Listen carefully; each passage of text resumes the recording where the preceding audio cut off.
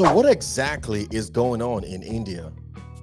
Is India becoming the new rape capital of the world? I'm really trying to find out. This is a real question here, because it's really getting out of hands. I mean, I don't know if you guys have been seeing it all over social media. Um, Even before what happened came out about the tourist lady who went to India and was raped by 7 men.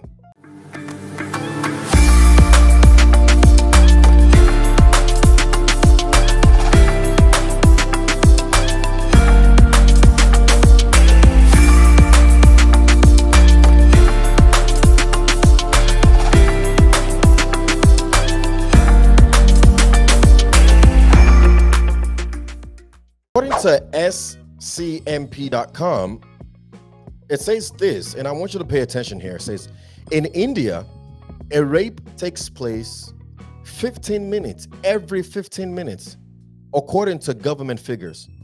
It is so common that many cases go unreported, and a few cases even make the news.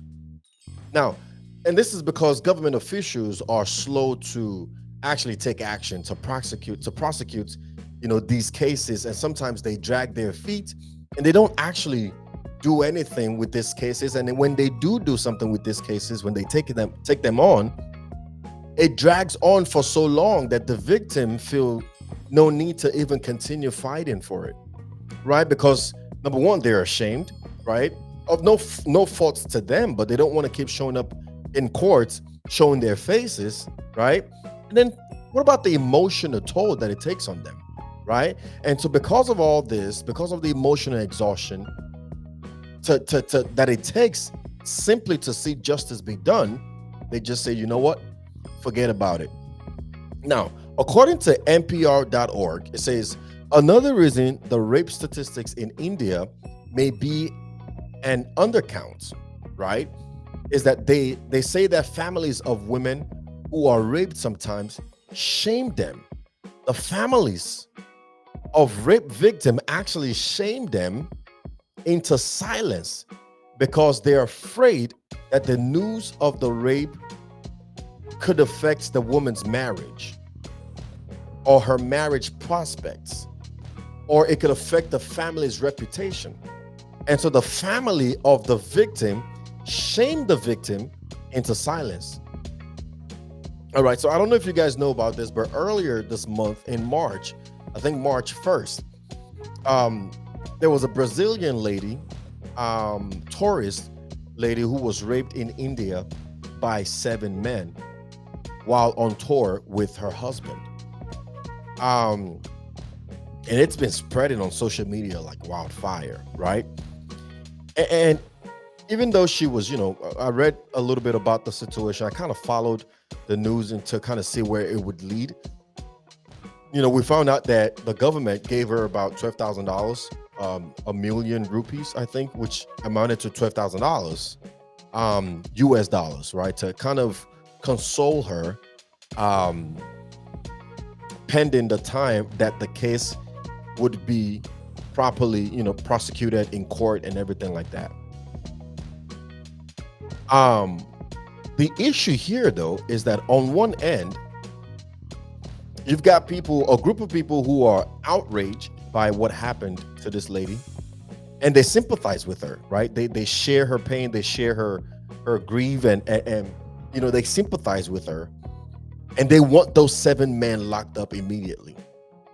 On the other end of the spectrum, you have people who say she kind of brought it on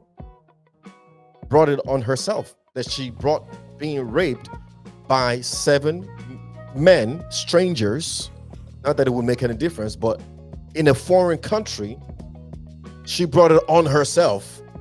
Why? Because of the choice of clothing that she wears, right?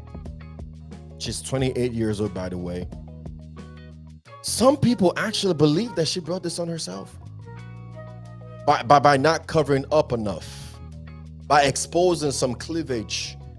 All of this is an indication that, a woman just wants to get raped by 7 men because she doesn't want to, cover up her entire body, right? And this is an age-long debate, age-long conversation in our society, especially in international communities, other parts of the world, not necessarily in America or in the West. It's a discussion, it's a real life debate that people have where they say, well, you got to be covered up, because if you're not, you're inviting, attention, unwanted, unsolicited attention unto yourself. And so you should be covered up, right? And if anything happens to you because of the choice of clothing that you chose, then it's your fault. It's an age-long debate and conversation that we've had, that's been had in international communities, sometimes even in the church, dare I say. Oh yeah, sometimes even in the church. Now I'm not condoning reckless dressing. I'm not condoning that at all. But I'm also not condoning victimizing our women because of the choice of their clothing. No. I really believe that a woman should be able to have freedom of expression, to wear whatever she wants without the risk of being judged, or worse, being molested. Now, this is not to say that I'm sitting here and say, okay, there's no, outfit for places. Like, for example, a woman would dress a little more comfortable in her home where she's safe than she is if she went outside. In other words, whatever she's got on outside is what she's comfortable wearing outside. A woman should not have to worry that, hold on, let me cover my head to my toe so I don't attract unsolicited, unwanted attention. She shouldn't have to worry about her safety. If our society was a much better place. And MDB is a woman empowering podcast, right? We intend to empower women. Our mission is to build kingdom homes and relationships one episode at a time.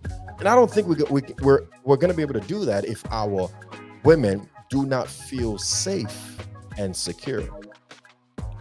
Our women must be able to feel secure. And I'm actually calling on every man to make it their kingly responsibility, to make it their kingly duty to protect our women at all costs. To protect our women at all costs. It's actually outrageous the amount of rape or sexual violence, I should say, that is going on right now in India. There's two things going on right now in India. Number one is the what do you even call it? The abuse, right? That has been brought upon the Muslims in India, everywhere, burning down the mosque and all kinds of stuff. Now, here's the thing. We're not here to debate religion. That's conversation for another time. We're here talking about human rights, human dignity. Okay? That's one thing. The other thing that's been going on in India is rape or sexual violence or just random molesting women on the streets nonetheless, in daylight. And no one is saying nothing. I'm perplexed at the rate at which this is going on. There's even a whole documentary that was done about this. To Kill a Tiger, that was done about this outrageous thing in India. Now, we don't want to, I'm not really going to go into the spiritual aspect of things, the reason why this happens, there's a spirit behind it, and we've got to be careful and things like that. There's a whole lot more going on in the spirit realm that is informing these kind of behavior. But just keeping things on a surface level here, on a physical level here, things that we can actually practically do, along with praying, along with following the lead of the Holy Spirit, along with praying for that country as a whole, right? I believe men need to stand up to these men and say, hey, you guys got to know that this is not okay. And men are so crazy sometimes that men would do anything to impress each other. 7 men gang up together and rape this lady because they all thought that was cool. I promise you, if one of them said, nah, guys, let's not do it, they may say, shut up, you don't know what you're talking about. If another person says, yeah, nah, he's right, let's not do that, that don't make no sense, they may start thinking, okay, maybe you both don't know what you're saying. But if a third person stood up to them, a fourth, a fifth, sixth person, and then there's only one person who is still hang up on let's rip this stranger, he would be quiet and say, okay, you know what, guys, I'm not going to do it if you guys are not going to do it with me. Essentially what I'm saying is, where there is light, darkness has no choice but to be silent. We need more people standing up, being the light, essentially. How do we help to make our women feel more secure in our world, in our society, in India and any other parts of the world? Because this is going on everywhere. We're just not talking about it because it's not making the news, but this one made the news. What we can do is, number one, understand why our women need to be protected at all costs. I'm telling you, women are men 2.0, and they've got power. They've got abilities that God has given to them. They have the ability to produce, not just from a physical or biological standpoint, but to actually bring forth from nothing to something, a seed becoming a fruit. It's only the woman has the ability to do that. The woman is very resourceful. God has blessed and graced the woman with abilities, things that she can do to turn the world around for good. So our women are needed. There would never be a world where we don't have women. We need to empower them. So let's first understand why women's rights needs to be protected at all costs. I guess, sick and tired of seeing women being treated like second-class citizens. This is not the intention of God. No. We can go into the Bible. I know the Bible can be controversial on that stand, but I'm telling you, for the woman to be treated as a second-class citizen, sit down, shut up, go in the back room, go in the kitchen and do what a woman does kind of thing, that's not the will of God for our women. It's not the will of God for my wife. It's not the will of God for my daughter. I'm sorry. It's just not what the Bible tells us about God. You can debate that from now till tomorrow. I'm convinced on that matter. Okay? Because even Jesus had women in his ministry that were very integral to the success of his ministry. Women. I mean, we don't have to start going into Esther and Deborah and all these great women of history who's done great and mighty things for their people nonetheless. Let's understand the importance of our women first and foremost. Number two, let's speak up and speak out against these fools. Speak up and speak out against sexual violence. And I'm talking to the government of India, for example. The only reason why this is ongoing for so long is because they know, or they think, or they believe they can actually get away with it. That the government is not going to do anything because why? Perhaps the government is involved in this nonsense. I mean, you'll be amazed the unveiling of things if we really saw what was going on behind the scene. How can a police officer prosecute his friend who, without the uniform, they do the same thing, hang out in the same places, participate in the same things, and they essentially have dirt on this police officer? How can he then turn around and say he wants to prosecute somebody he does these things with? We have to make a stand to say, no, this is wrong, this isn't right, it's not going to be allowed. Our women are to be respected and protected at all costs. What else can we do? Or how can we protect our women at all costs? We can empower them.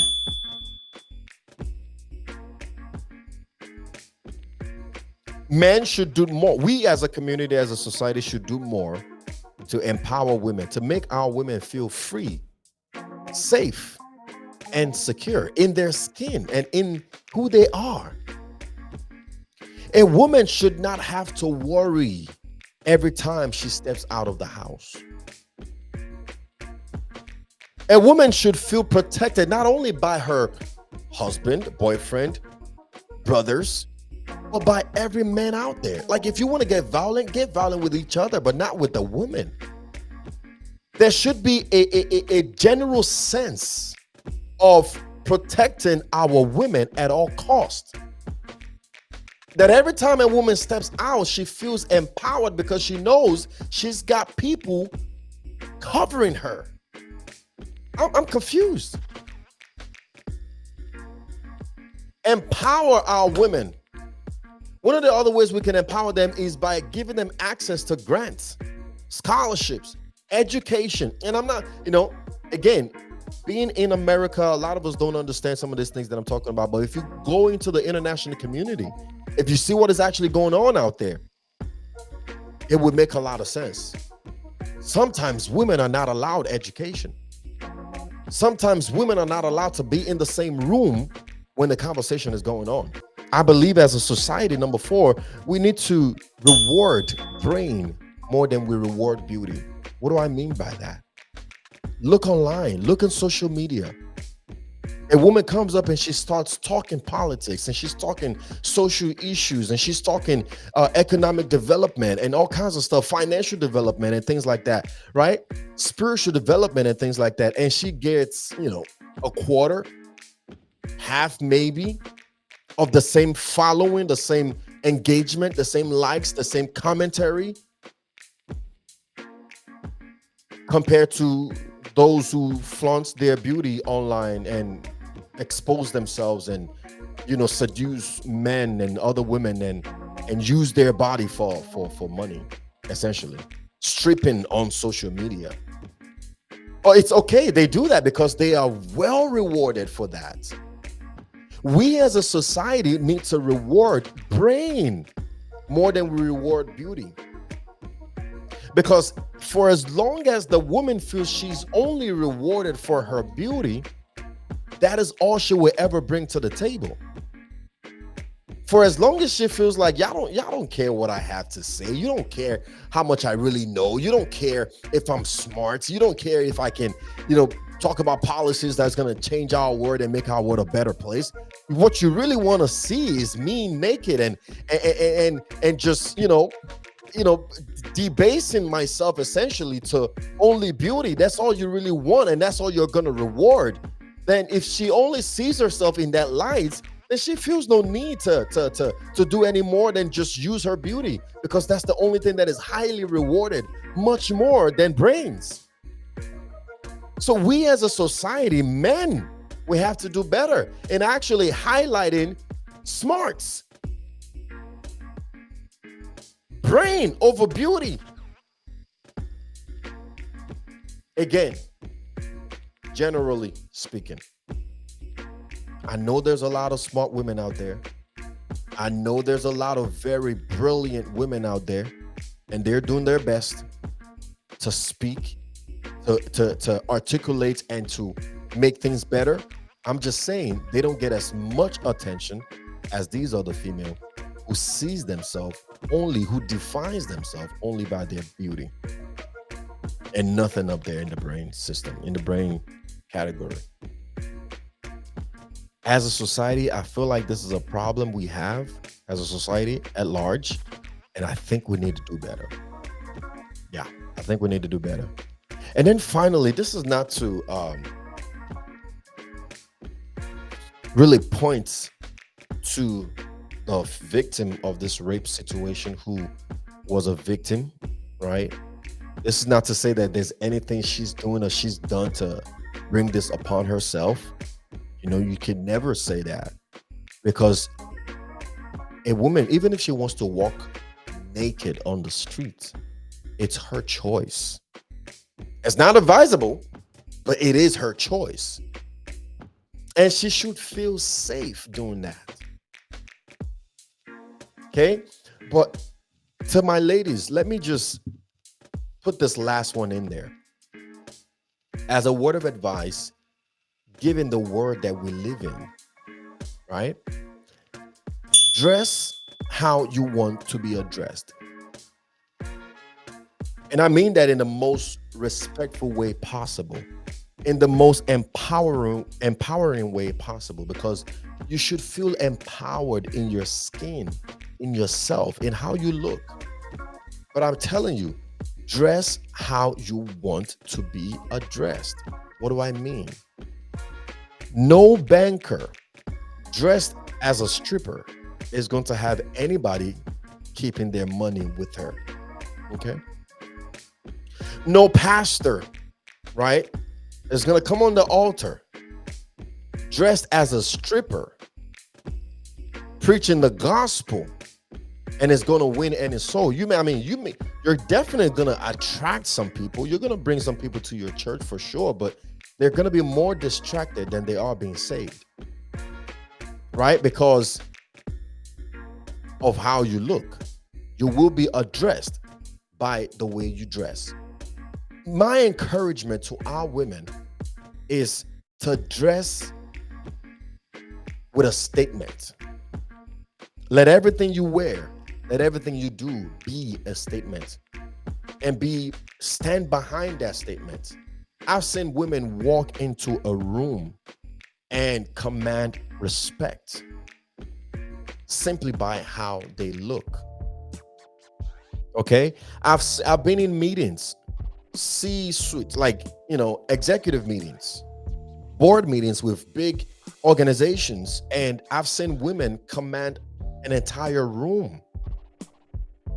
And without introduction, I already knew who she was simply by how she was dressed. And she was addressed by how she dressed. Okay, essentially what I'm saying is you want to be taken seriously, right? You want to be taken seriously by people, given the world that we live in. Please dress how you want to be addressed. Nobody's going to take you seriously. Nobody's going to respect you if you're naked all the time. If your nakedness is a statement, that's a different conversation. Yeah, we've seen people protest naked. They're making a statement. They want to be addressed by that statement. We are empowered in our body, and if we choose to be naked, it's our choice. But don't expect anything from people if that's how if you're always dressed half naked most of the time. Everywhere you go, you're half naked. You're not necessarily attracting an attention to yourself, but you are telling people, this is who I am.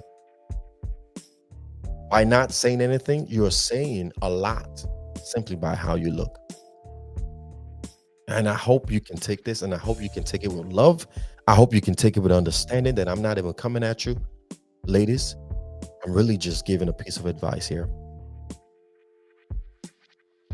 Empowered women empower others. When you are empowered, you empower others. You need to know that you are a source of inspiration, that there's somebody somewhere out there looking up to you and saying, however you look, whatever you do, whatever you wear, however you're dressed is how they want to be. The question is, what statement are you making? Because somebody's listening. Somebody's definitely listening. For men, I close on this. We have a lot of work to do. We have a lot of work to do to help our women, help our sisters, our daughters to feel more safe and secure out there. Those men who gang raped another woman, how sex deprived could you be? But you know what? There's no point trying to appeal to their senses, because clearly they're under some kind of influence that perhaps even they themselves cannot control. And to get spiritual a little bit, this is usually how this works. The devil comes only to kill, to steal, and to destroy. That's it. The moment it takes over, influences the mind, forces the body to do what it doesn't want to do. And then when it gets that person to the point of destruction, leaves them, moves on to the next. The moment he leaves, their eyes open and they come to the realization, what did I just do? The better senses come out and they're like, I didn't want to do that. I don't know why I did. But at that point, it's already too late. Consequences are already laying out flat for you, and there's nothing else you can do. And the devil is essentially won because his job, his mission has been accomplished. He comes only to steal, to kill, and to destroy. This is a message for men. Protect yourself. Protect yourself from being influenced by the devil, from being used by the devil to carry out his agenda, because at the end of the day, you lose if you allow yourself to fall under the influence of the enemy.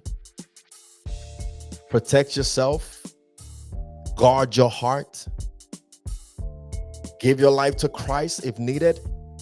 If you haven't already done it, get under a better influence, essentially, and let God use you, use your mind to make this world a better place. Don't give in. It is actually a form of weakness when you cannot control your temptations. We're all tempted. Don't get it wrong. Don't get it twisted. Every man, every woman is tempted every day. The difference is that some of us have enough power, grace, to bring that temptation to subjection and say, no, I'm not, you're not going to tell me what to do. I'm going to suppress you. Paul talks about how he strikes a blow to his flesh to bring temptation under his feet. And that's what we have to do. As Christians, as God-fearing men, that's what we have to do every time when it comes to temptation. And then we have to stand up against fools who want to allow themselves to be used by the devil. And I'm sorry to use the word fool. The Bible says we shouldn't do that. It says don't call nobody fool, that raka, right? So I'm sorry to use that word, but I'm really vexed in my spirit. But that's all I have to say, man. What exactly is going on in India? Somebody tell me in the comment section if you know what is going on, because I'm confused about India right now and how long this has actually gone on.